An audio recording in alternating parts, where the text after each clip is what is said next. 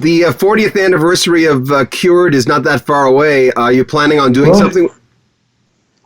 It was the first album when I was singing myself for the first time, and I think it's probably the most poppy album that I did. It was done shortly after the breakup of my first band and my first solo band, this is.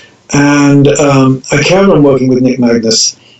We used a Lindrum almost exclusively, I think, for the percussion on the album. So I think of it as an album of its time and much poppier and more lightweight, even though there are some nice things on it. It probably deserves a reappraisal. Something that was out of character on that album was the Air Conditioned Nightmare, and I've occasionally done a re-record of that and played it live, and it worked well live because it's a proggier track.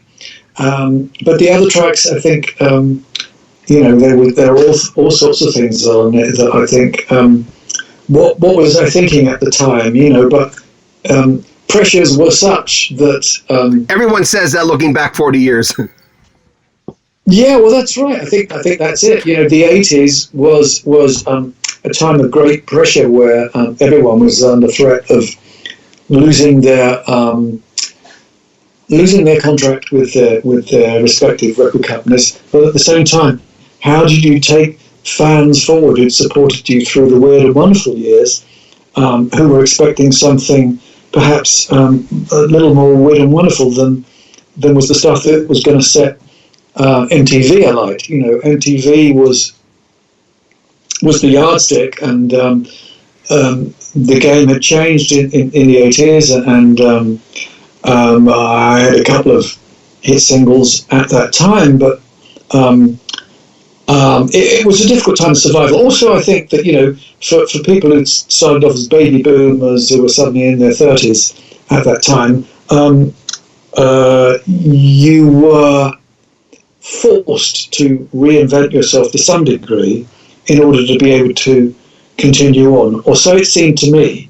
A lot of people were saying to me, well, what's happened? I turned 35 and my record company are no longer interested in me. Well, it's precisely because that's what's happened, and there was a tremendous amount of prejudice against anyone who wasn't Blondie at that time.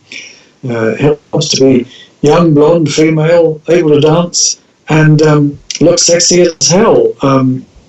Not suit someone who's a virtuoso violinist who was thinking of becoming a pop star at the time. But okay, so yeah, but wait a minute. My wife calls you the good-looking one in Genesis. So oh, really? Take some credit for that. There you go. At that time, when we were in our 20s, we were all a good deal prettier. But it's I'm just happy that everything still functions. Frankly, so I count myself, very, very, very lucky. I mean, I was in a week and 3 days ago. I was in having kidney surgery, and are you okay? It's like everyone I know. Yeah, I'm in recovery, and it's going very well as can be expected. And let's put it this way, it can really bring it home to you. Yeah. These things, that nobody escapes completely. All my contemporaries, are all. It's a bit like the car has to go into the garage, and someone might need a new exhaust, or they might need something else. Whatever it is. But it's just great to still be doing it, frankly, and loving it every minute of it. It's great. I'm looking forward to getting back to live gigs whenever that's possible.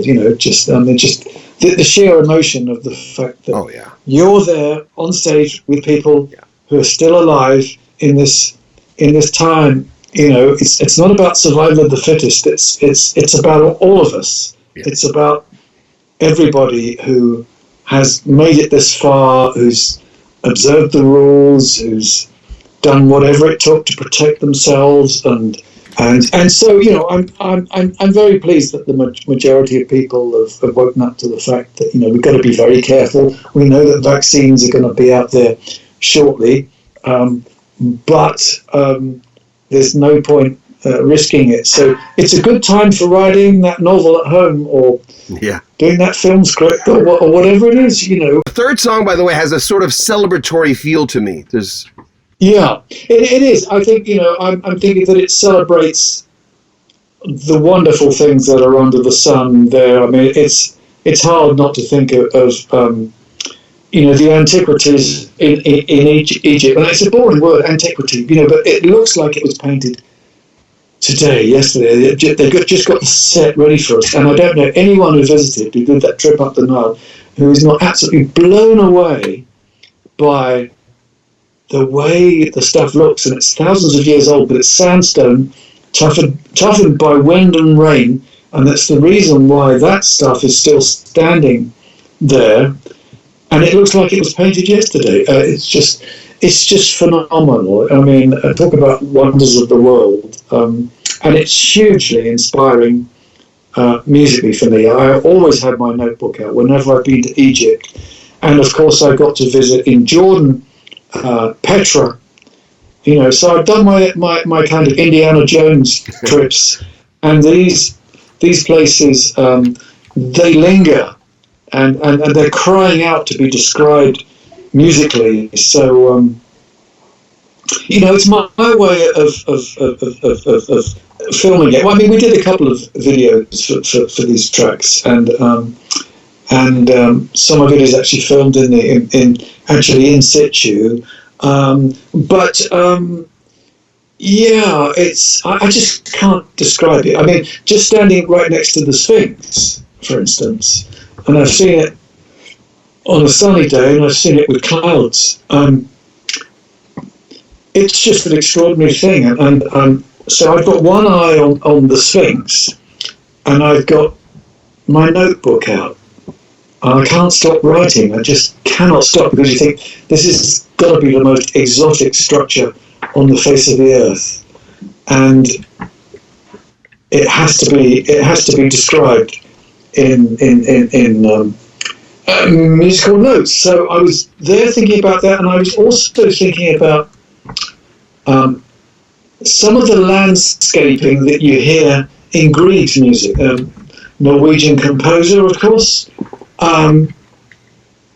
Wonderful stuff where sometimes right at the end of a piece you think it's going to finish, and he takes his time lingering over the last few chords, and we did that with Sirocco, and we were having a hell of a time trying to make that work with a click track.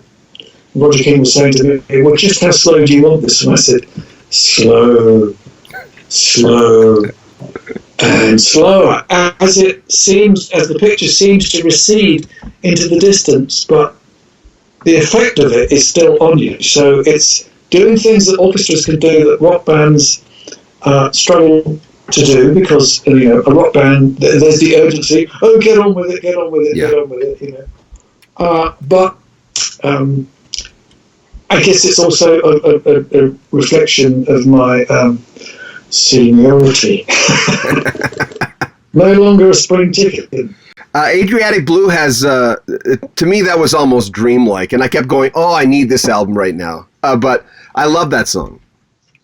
Well, I'm glad you like that. That's number 2, and it's just a guitar piece. When I was touring with a band called Jabe, Hungarian band, we got to travel in Croatia, and we visited Dubrovnik, which, funnily enough, my father painted. And for years at home, we had this painting of the rooftops of Dubrovnik, and then there's a fort in the distance, and we played in the fort. But there was just something about the sea around Croatia and the Adriatic, which is part of the Mediterranean. So I realised I probably could have orchestrated that track, but I thought it's important to have these kind of the big ones, the big orchestrated tracks, punctuated by these guitar tracks that self-orchestrate. So Yeah. the guitar is a you know, the nylon, the classical is a small orchestra within itself. So I wanted to make that as self-sufficient as possible, but it starts out, and it's really, if fanfares are possible on a nylon guitar, then that's really what it is. I'm after heroic playing, or the heroic chords that sound perhaps Greek, Roman, or all of those things. So it's mixing a lot of ideas, and I suspect that if I hadn't heard the work of Segovia orchestrating the guitar, because of the difference in tones that he managed to come to, you know, very, very bright, very, very mellow, sometimes just strumming with the thumb and working with reverb, so that notes would float on, and the illusion of a limitless palette of colours. I guess that's what we're really after, whatever it takes to bring it alive.